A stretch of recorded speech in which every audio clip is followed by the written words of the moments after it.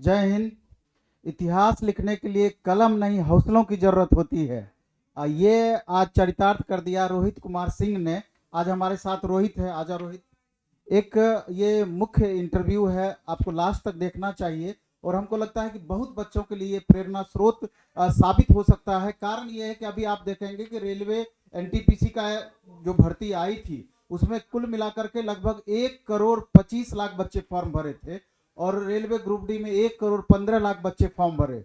तो railway NTPC में 1,25,00,000 बच्चों में से मात्र 35,000 जितनी वैकेंसी थी उतने ही बच्चों का फाइनल होना है, बाकी उस दौर से बाहर हुए। उसी तरीके से ग्रुप डी में फाइनली 1,03,000 ही बच्चे आने हैं, बाकी बच्चों को बाहर होना है। अभी लगातार बच्चों का कॉल आता है कि सर हमारा 1 मार्च से छूट गया, 2 मार्च से छूट गया, 5 मार्च से छूट गया, पॉइंट में छूट गया, अब हम क्या करें, अब हमको पढ़ने का इच्छा नहीं करता है। लगातार 2 साल तैयारी किए हैं, 3 साल तैयारी किए हैं, 5 साल से लगातार तैयारी किए हैं, लगातार डिमोटिवेट होते रहते हैं। लगातार उनकी समस्या रहती है कि सर आर्थिक रूप से हमारे साथ ये परेशानी आ रही है, अब हमसे पढ़ाई लिखाई नहीं होना है, अब हम पढ़ाई लिखाई छोड़ देंगे, सुसाइड कर लेंगे, तरह तरह की बातें। लेकिन हमारा ये कहना है कि अगर आप इस इंटरव्यू को लास्ट तक देखते हैं तो आपके सोच में निश्चय ही एक बदलाव साबित होगा। आज हमारे साथ हैं रोहित कुमार सिंह।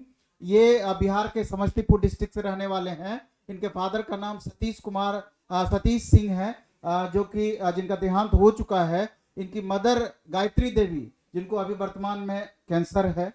और ये बच्चा लगातार स्ट्रगल करते हुए इनका फाइनली सिलेक्शन आरआरबी चेन्नई के अंतर्गत लेवल 5 में JAA पोस्ट के लिए हुआ है। हालांकि ये चाहता तो लेवल 6 में भी इसका फाइनल सिलेक्शन हो जाता, इसको इतना मार्क्स था, लेकिन चूंकि इनका चॉइस था JAA पोस्ट, इसलिए इन्होंने स्टेशन मास्टर के लिए भी साइको छोड़ दिया, जिससे कि JAA पोस्ट इसको वरीयता क्रम में मिल पाए।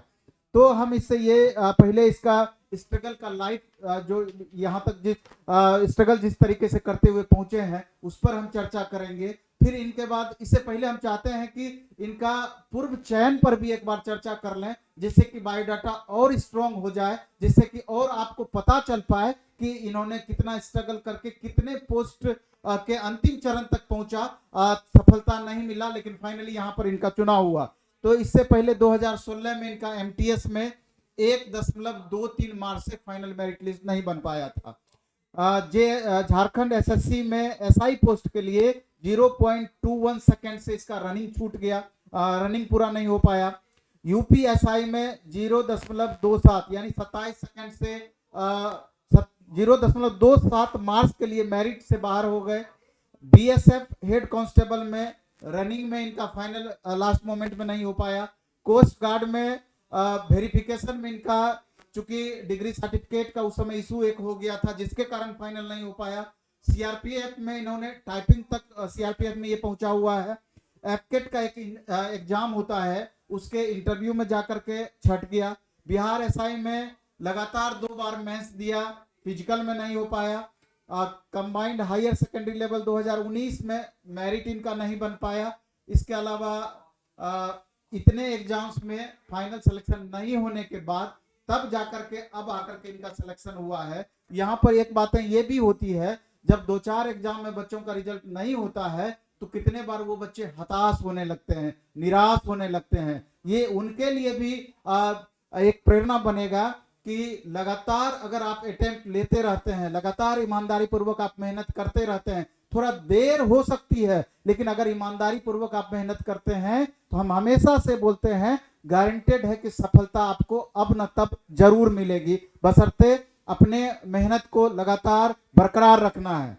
अब इनके थोड़ा सा हम लाइफ के बारे में जानना इसी से हम चाहते हैं। हालांकि ये लिख करके दिया है हमको कि किस किस तरीके से इन्होंने क्या किया है। तो सबसे पहले तो रोहित को ढेर सारी बधाई, कितना स्ट्रगल करने के बाद अपने टारगेट को ये अचीव कर पाया। लेकिन चूंकि तुम जिस तरीके से अभी हम बताए कि कितने बच्चों के लिए तुम प्रेरणा स्रोत बन सकते हो, इतने बच्चे लगातार डिमोटिवेट होते हैं, उन जो वो ऐसे बच्चे जो कि लगातार डिमोटिवेट हो रहे हैं और जिस तरीके से आगामी वैकेंसी मालूम है कि 2023-24 में अच्छी खासी वैकेंसी आनी है, उन बच्चों को क्या कहना चाहोगे और अपने जीवन के बारे में थोड़ा सा बताना है, स्ट्रगल लाइफ के बारे में बताना। नमस्कार सर, सबसे पहले आपको सर धन्यवाद देना चाहते हैं इस प्लेटफॉर्म में आने के लिए सर। सर सबसे पहले ये बात है सर, कोई भी चीज़ सर स्ट्रगल अगर आता है पीछे, तो उसको हताश नहीं होना चाहिए, उसे और सीखना चाहिए। हमें सीखना ये चाहिए कि अगर हमारे पास प्रॉब्लम आ रहा है तो इसका सलूशन है ना सर। तो इसलिए हम कभी भी ये उदास नहीं हुए, कितना भी वैकेंसी में हम फेल हुए तो फिर उससे और ज़्यादा हिम्मत से आगे लड़ते रहे और तैयारी करते रहे। क्या नहीं, बहुत कुछ किए सर हम लोग। शुरू से थोड़ा सा इसके बारे में चर्चा शुरू से सर 2012 में मेरे पिताजी का एक्सपायर कर गए थे। पिताजी के एक्सपायर करने के बाद सर आर्थिक स्थिति ऐसे ही सर पूरा खराब था सर, और भी खराब हो गया सर पिताजी के एक्सपायर करने के बाद। माँ माँ का भी सर कैंसर हो गया था उस समय। कैंसर होने के बाद सर घर का और ज़मीन बेच के मम्मी का इलाज हुआ था, और उसका फिर दवाई भी मंथली चलना उसका रहता है।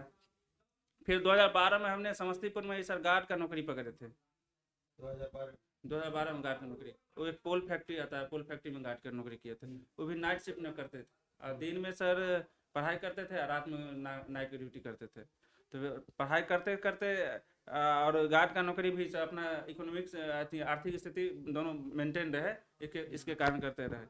फिर 12 से 15 लगभग 3 साल तक गार्ड का नौकरी किए, और फिर 15 के बाद सर जब कुछ हालात ठीक नहीं हो पा रहा था तो सोचे क्या, जो अब उस समय वैकेंसी भी अच्छी खासी आ रही थी, सोचे ज़मीन बेच के फिर 3 साल लगभग पटना आके पढ़ने लगे 18 तक। फिर पैसा सब खत्म हो गया, पैसा तो स्टोर रहता है ना सर, तो अब आमदनी का स्रोत नहीं था, तो अब पैसा सब खत्म हो गया। फिर हमें और उसी समय एफकेट का रिटर्न निकल गया था। एफकेट का रिटर्न निकल गया था, थोड़ा और जोश भी बढ़ गया था, जो अब जाते हैं दिल्ली, क्योंकि पटना में तो इंटरव्यू को ऐसा तैयारी चल नहीं रहा है। तो फिर दिल्ली चल गए, दिल्ली में ही वहाँ पे इंटरव्यू का तैयारी करने लगे। तैयारी किए, कुछ दिन तैयारी किए, फिर उसका इंटरव्यू हुआ। बनारस में ही इंटरव्यू हुआ था सर। तो इंटरव्यू में यानी कि कुछ फ़ोटो दिखाया था, उसमें हम देख नहीं पाए थे, बहुत धुंधला फ़ोटो दिखाया था। कोई एक नेता का फ़ोटो दिखाया था, उसमें पहचाना था, वो था कांड। बाद में पता चला इंडोनेशिया वाला जो कांड था ना, उसमें बाली वाला, उस वाला कांड था। उसके बारे में बताना था, हम बता नहीं पाए थे। फिर तो दिल्ली में जैसे रहे तो उस समय भी तुम जॉब करते रहे लगातार? जी सर।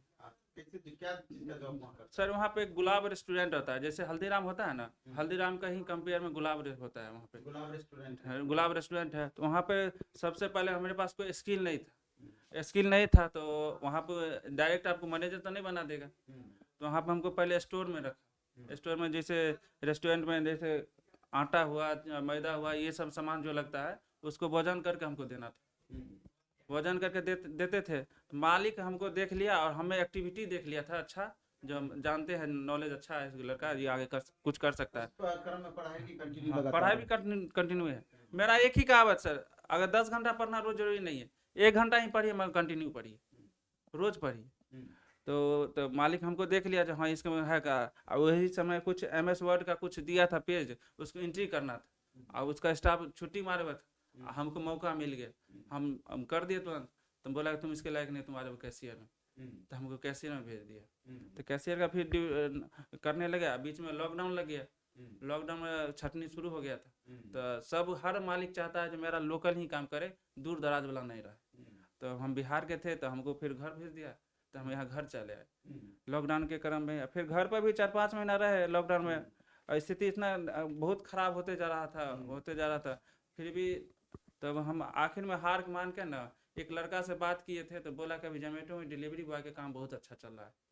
लॉकडाउन में अपॉर्चुनिटी हमको मिल गया था, अच्छा अपॉर्चुनिटी मिल गया था। हम कहे नहीं ठीक है, तो हम साइकिल से ही भी करेंगे जोमेटो का डिलीवरी बॉय का। तो समस्तीपुर से साइकिल से ही पटना आ गए? समस्तीपुर से सर सीधे साइकिल से नहीं आए थे सर। सर उसमें सर मेरा पूरा रूम का जितना भी सामान था, किताब था, गैस सिलेंडर, सारा सामान साइकिल से बस स्टैंड में गए थे, और हमसे बस वाला, हमारे पास पैसा कम था, वो मेरे पास सिंगल आदमी का पैसा था, हमसे सिंगल देगा तो चले जाएंगे। तो वो बोला नहीं, 2 आदमी का भाड़ा लगेगा तभी जानेंगे, और मेरे पास सिंगल आदमी, आप सोचेगा अभी कम से कम 4-5 दिन तो मेरा खर्चा भी तो रहना चाहिए। तो फिर मन में सोच लेना, निकलना है तो निकलना, फिर घर वापस नहीं जाना है। तो वहीं साइकिल से चलाते हुए 7 घंटा में रिकॉर्ड बनाते हुए आए थे। लगभग 107 किलोमीटर पड़ता है, 107 7 घंटा में सफर किए थे। अब फिर यहाँ करके जोमेटो बॉय का जॉब जहाँ 4-5 दिन के बाद जोमेटो में डिलीवरी बॉय का जॉब ज्वाइन कर लिया, साइकिल से ही। 2 महीना तक साइकिल से ही काम किए जोमेटो का। और उसके बाद फिर बाइक ले लिया, फिर बाइक से करने, Installment पे हाँ इंस्टॉलमेंट बाइक ले लिए, उसके बाद करने लगे। मेरा ये कहना है कि आप देख रहे हैं कि ये वर्तमान तक अभी भी कर रहे हैं। अभी भी जोमेटो बॉय के रूप में जोमेटो में डिलीवरी बॉय के रूप में अभी काम कर रहा है।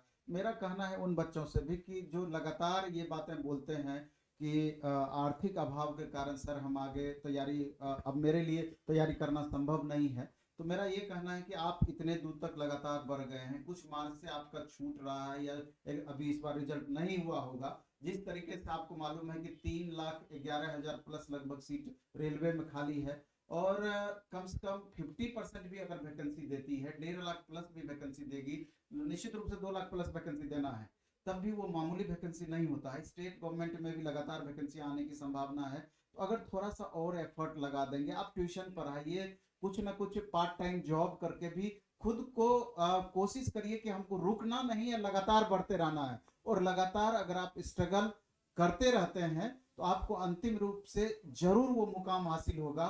जिस तरीके से ये अभी लगातार डिलीवरी बॉय के रूप में अभी काम कर रहा है और लगातार काम करते हुए पढ़ाई को भी कंटिन्यू रखा, और अभी आप देखें कि कितने सारे एग्जाम में इसका सिलेक्शन हुआ है और अंतिम रूप से फाइनल सिलेक्शन नहीं हो पा रहा था, कुछ मार्क्स से छूट जा रहा था, पॉइंट में छूट जा रहा था, लेकिन ये हिम्मत नहीं हारा, लगातार मेहनत करते रहा।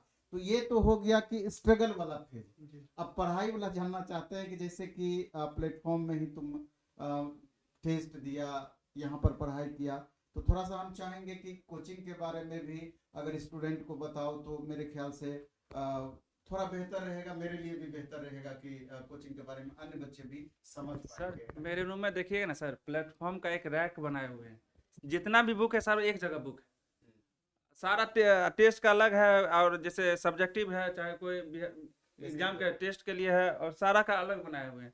और ये भी हम कहते हैं सर, जो लड़का पटना रहा और प्लेटफॉर्म का कोचिंग का टेस्ट नहीं मारा, वो कभी सफल हो ही नहीं सकता है। प्लेटफॉर्म बहुत बेस्ट है सर। वो हम लोग से यहाँ से टेस्ट बना के जाते हैं और वहाँ बनाते हैं एग्जाम, फाइनल एग्जाम में, तो हमको ईजी लगता है, बहुत ही ईजी लग रहा है। लेवल कैसा रहता है? लेवल सर हम वहाँ एग्जाम के लेवल से हायर रहता है, और हायर होने का ही फायदा ज़्यादा हो रहा है सर। तो वो तो हम लोग देख ही लिए लेवल 6 का एग्जाम में, लेवल 6 के एग्जाम में और कोई भी टीचर नहीं बता सकता है मेरे बुक से आया, मगर प्लेटफॉर्म वाला जरूर खोखी सर्दी करके कहेंगे मेरा ही है। अच्छा, आगामी जो जैसे आगे एलपी टेक्नीशियन की वैकेंसी आनी है और भी पोस्ट की वैकेंसी, एलपी टेक्नीशियन का सर प्लेटफॉर्म से बेहतर कोई नहीं होगा सर। इसको सबसे पहले हर लड़का को जरूरी रहेगा सर, पार्ट बाय पार्ट यानी सब्जेक्ट वाइज टेस्ट जरूर देने के लिए और ज्वाइन करने के लिए सर।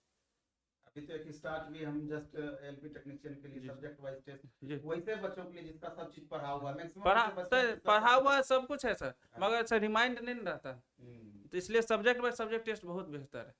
और खासकर प्लेटफॉर्म का सर हम भी लिए हुए थे, तो हम भी देखे थे सब्जेक्ट वाइज बहुत अच्छा रहता है।